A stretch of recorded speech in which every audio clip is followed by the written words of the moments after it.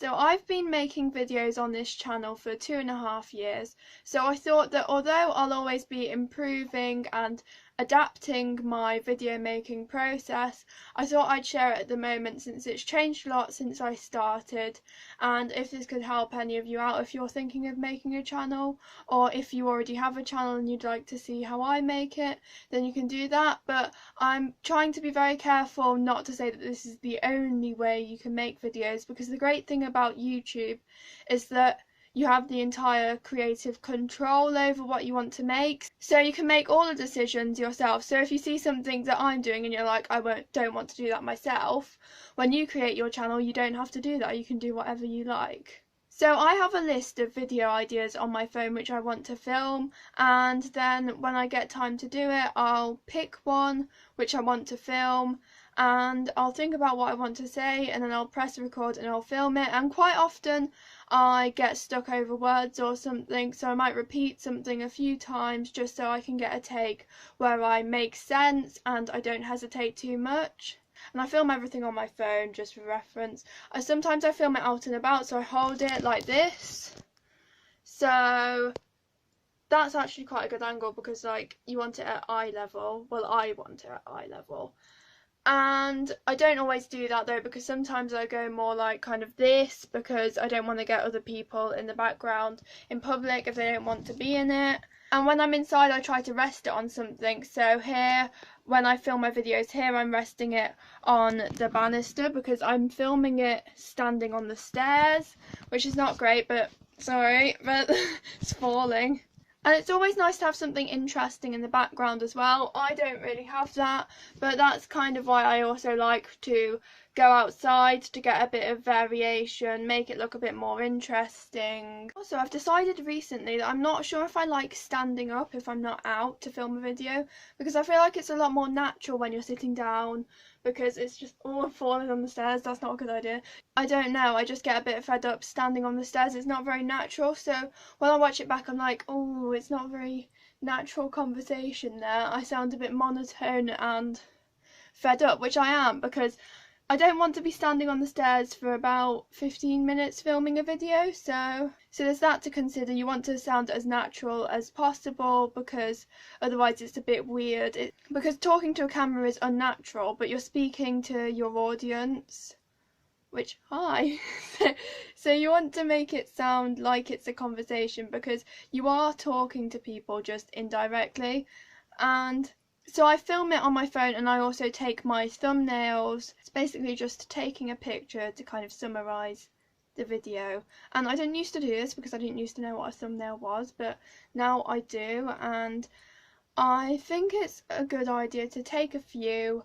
All my videos and photos I've taken are then automatically uploaded to my Google Photos, so I can access it on other devices, and then I can download them onto somewhere else and edit them. So I do that on the laptop. So this is what I edit on. I edit on Windows Movie Maker, which is probably not like the most advanced thing ever, but it's free, so it's quite accessible.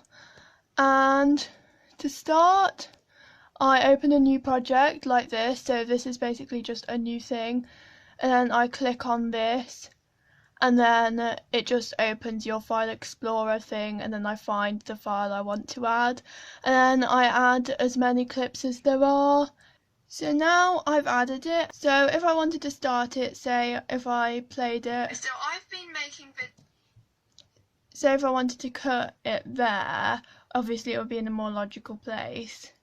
But if I found that I was hesitating at the start or something, you can press this to set that to be the start point, and you can use this to change the volume. So if your volume's a bit too quiet or loud, you can do that. You can use this to set the end point of a video, and if you're partway through and you're playing it and you want to cut a bit out in the middle, then you can press the split button, so you get like a section you don't want separated, and then you just press the delete button on the keyboard. If you want to add a title, you go along here, and then you can add a caption, or you can add a title that just adds a blank page. I like to do that often at the end, and you can also add music and narration, and I like to record the narration on my phone because the sound quality is better because it's a phone, so it's meant to be used for quality sound when you're on the phone. So then when I'm done, I press the file button, and now I've just moved down to save movie part of it. And then I move up to recommended for this project because then it makes it into a file compatible for YouTube, because otherwise it might not upload to YouTube because it might be the wrong type. I use Google Slides to create my thumbnails, so I copy and paste in any pictures I want to use. I usually use 4 just because I think it makes it more interesting to have more than one picture. So then I paste them in from my Google Photos, and then I make it smaller, and then I put 4 in, and then I also like to get a shape so I can make the background a bit more interesting where I'm going to add text.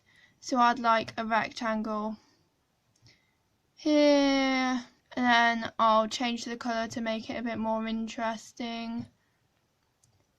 And then I might add some words along here just to summarise what the video is, because you can't always fit all the words that explain what your video is going to be like in the title. And then I like to use Google Slides because then you can download it as an image. Then I upload it on YouTube. I'd add a title. I have these automatically set up to be links in my description every time, and then write a short thing there. I can go into the advanced settings to change it, so if it's not education it might be entertainment. Also, if you scroll down then you can get to the thumbnails, and if you click on customized thumbnail you can then select any file that you want. I do know that I want to change how I make my YouTube videos in the future, because a lot of my travel videos I made a bit too much montage in relation to the amount of talking that I had, so I want to talk more and explain my transitions before I just jump between different places, so it makes it look more logical. I want to have less montages because my videos used to be mostly montages for a phase, and it wasn't the best thing because I only used to say a few sentences and it didn't really make sense of where I was and what I was doing. So I want to talk a bit more in my videos. I want to be a bit more natural on camera, but I feel like lots of these things that I do right now I want to change in the future as I develop and find out what works for me, because when I watch back my old videos I'm like, oh no. But I just think that it's very personal making videos, and you just find what works for you and you change what you want to change when you realise that you don't like it anymore.